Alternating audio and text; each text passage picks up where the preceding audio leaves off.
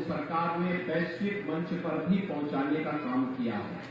मैं इन सभी हस्तशिल्पियों का अभिनंदन करता हूं, उनका स्वागत करता हूं। आज विश्व योग दिवस भी है। योग भारत के ऋषि मुनियों की परंपरा का एक प्रसाद है, एक उपहार है।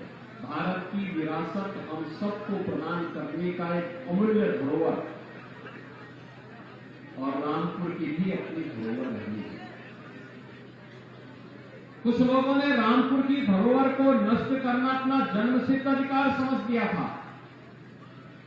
लेकिन विरासत का संरक्षण करने वाली भारतीय जनता पार्टी की डबल इंजन की सरकार ने कहा है कि हम धरोहर को नष्ट नहीं होने देंगे, धरोहर के साथ किसी प्रकार के खिलवाड़ किसी को नहीं करने देंगे, और व्यक्ति कितना भी बड़ा क्यों न हो, वह कितने भी बड़े गरूर में क्यों न हो, अगर वह धरोहरों के साथ किसी प्रकार का छेड़छाड़ करने का प्रयास करेगा तो जनता जनार्दन की अदालत उसको स्वयं सबक सिखाने का काम भी करेगी।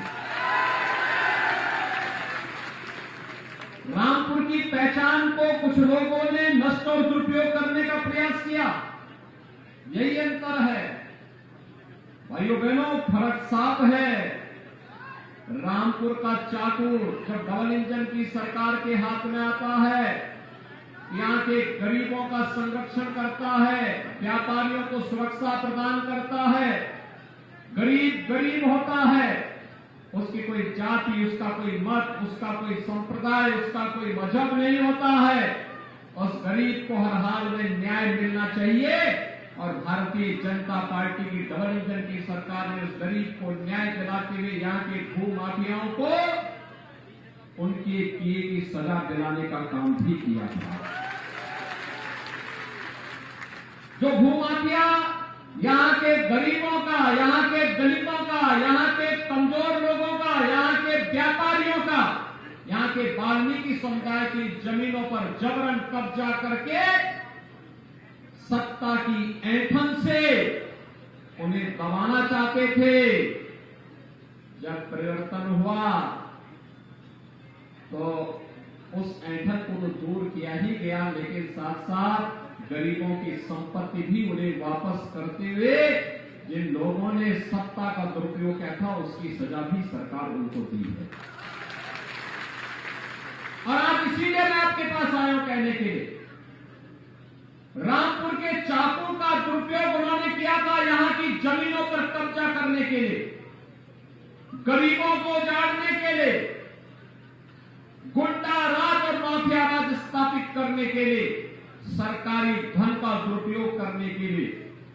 लेकिन जब ये रामपुर का चाकू डबल इंजन की सरकार के हाथ में आया तो यहां पर गुंडा और माफियाओं के खिलाफ तो कार्रवाई हुई, साथ साथ सरकारी धन का उपयोग यहाँ के विकास के लिए बिना किसी भेदभाव के किया जा रहा है।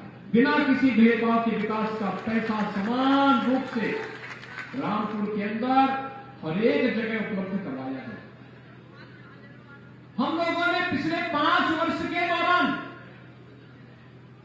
भाइयों बहनों, 5 वर्ष के दौरान 2 वर्ष कोरोना जैसी महामारी का सामना करते हुए व्यतीत किए। इस दौरान प्रधानमंत्री मोदी जी के मार्गदर्शन में, उनके नेतृत्व में पूरे देश ने कोरोना के लिए जिस प्रकार का प्रबंधन किया, फ्री में उपचार, फ्री में टेस्ट, फ्री में वैक्सीन, और कितने लोगों ने वैक्सीन ले लिया? वाह भाई, सभी लोगों ने वैक्सीन ले लिया, पैसा तो नहीं लगा। ओलख जी ने पैसा वगैरह तो नहीं मांगा इसके नाम पर, और धन्यवाद देता हूं, आपने ओलख जी को यहां से चुनाव जिता करके भेजा है। ओलख जी पता नहीं क्या कारनामा करते हैं कि जब भी मैं चुनाव के दौरान यहाँ आने का प्रयास करता हूं तो उस दिन वे बारिश बुला लेते हैं। आपको याद होगा मुझे आना था, मैं एयरपोर्ट पर 3 घंटे इंतजार करता रहा, अब मौसम ठीक होगा, तब मौसम ठीक होगा, लेकिन जब मौसम ठीक नहीं हो पाया तो फिर मैंने वर्चुअली यहाँ की सभा को संबोधित किया था। और मैं आपका अभिनंदन करता हूं कि आपने ओलख जी को भारी मतों से यहाँ से चुनाव जिता कर भेजा और आज फिर से सरकार में रह करके यहाँ के विकास के बारे में चिंता कर रहे हैं। भाइयों बहनों, ये रामपुर का चाकू का कमाल है कि वैक्सीन फ्री में मिल रहा है, लेकिन अच्छे हाथों में चला जाता है। गरीबों को राशन भी फ्री में मिल रहा है। मिल रहा है कि नहीं मिल रहा है? हमने कोई भेदभाव तो नहीं किया है ना, हमने जाति नहीं पूछी ना किसी की, मत और मजहब भी नहीं पूछा ना किसी का। अरे गरीब तो गरीब है, उस हर गरीब को उसका हक मिलना ही चाहिए। और यही तो काम किया है भारतीय जनता पार्टी की डबल इंजन की सरकार ने। भाइयों बहनों, फर्क साफ है। समाजवादी पार्टी की सरकार के समय मुख्यमंत्री आवास पर दंगाइयों को आमंत्रित किया जाता था और अब मुख्यमंत्री आवास पे गुरुबाणी का पाठ होता है। फर्क साफ है ना, गुरुबाणी का पाठ होता है। और यही नहीं, गुरु ग्रंथ साहिब की सवारी भी मुख्यमंत्री आवास पर सीधे पहुंचती है।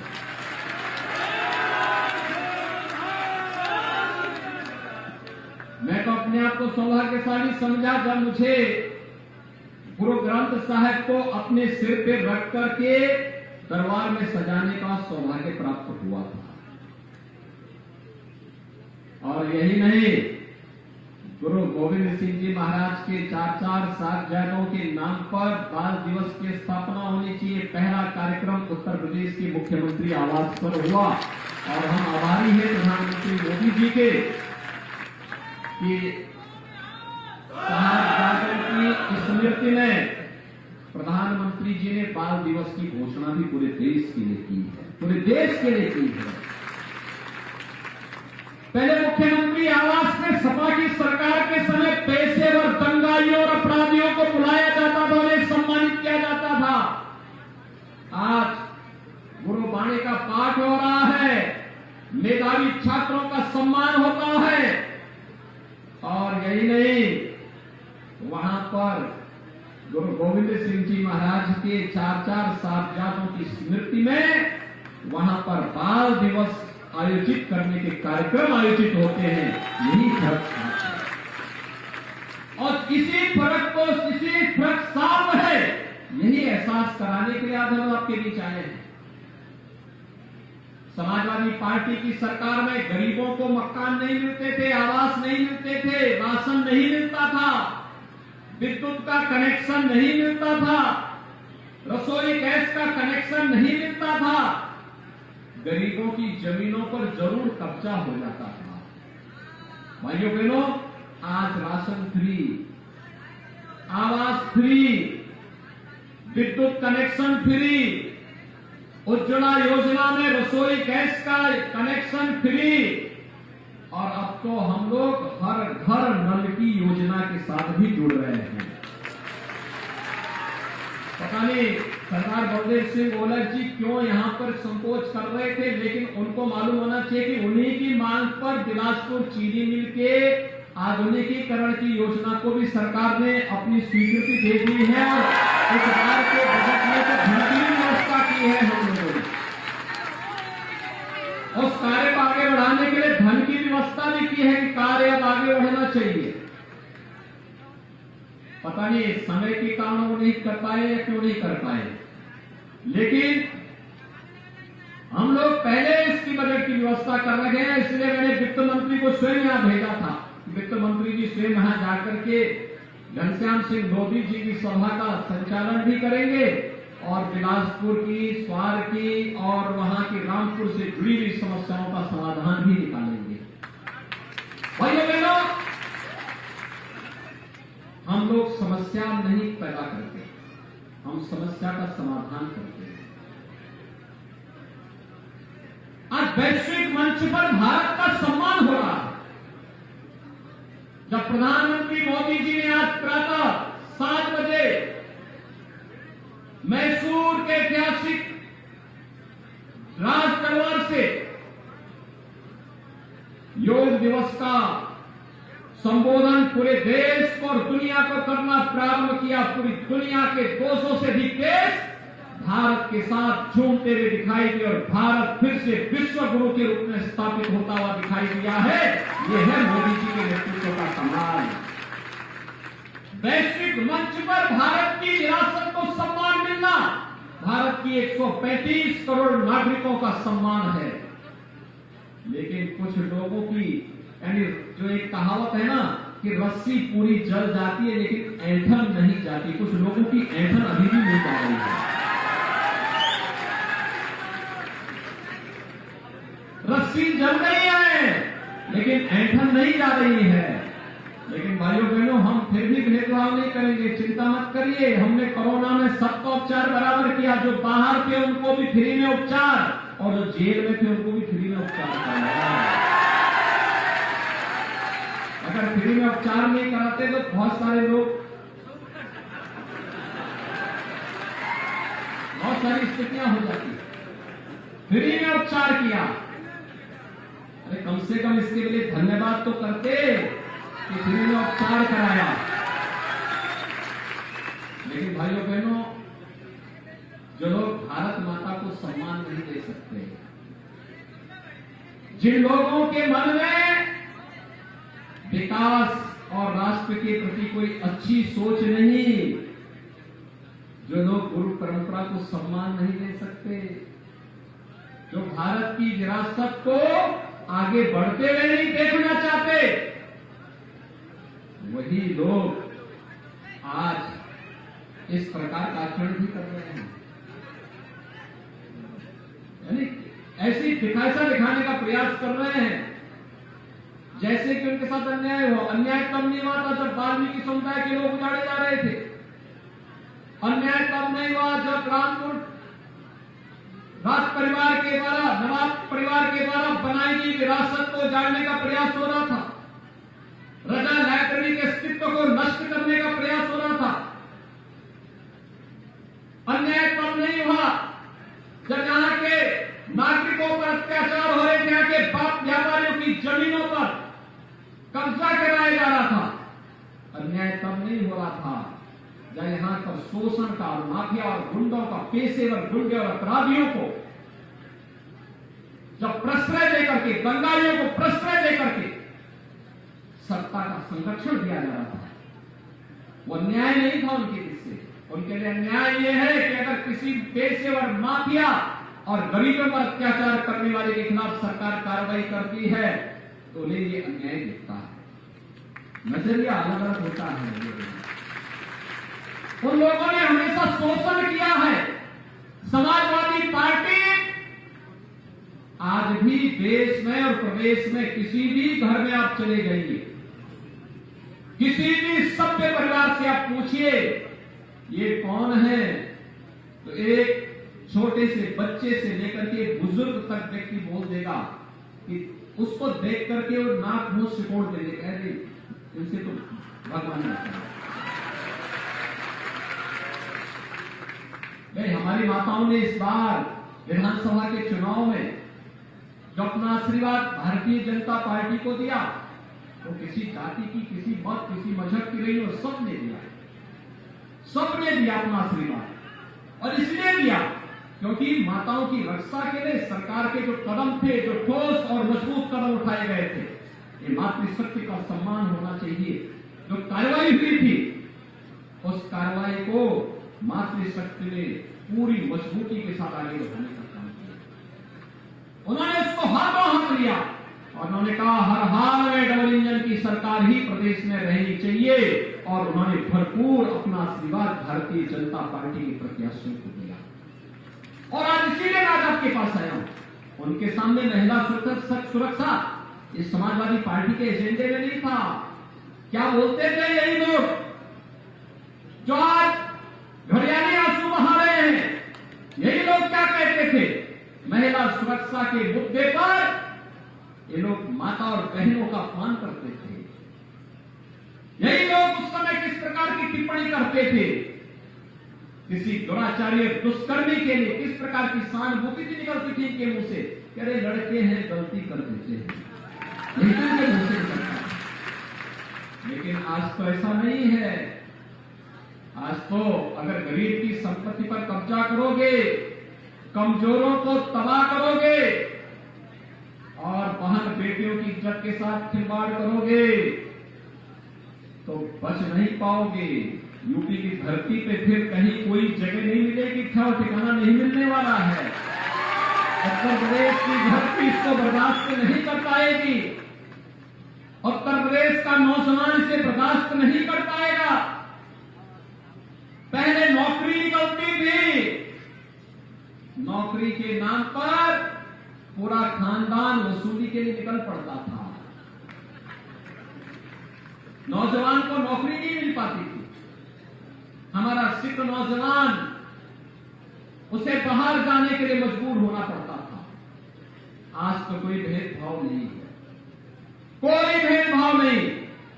5 लाख सरकारी नौकरी की है पिछले 5 वर्ष के दौरान, और जिस दिन 100 दिन पूरे होंगे उससे पहले 10,000 और नौकरी लेकर के हम लोग आ रहे हैं। 10,000 नौजवानों की नौकरी और लेकर के आ रहे हैं, यानी 10,000 नौजवानों को नियुक्ति पत्र देंगे सरकारी नौकरियों की।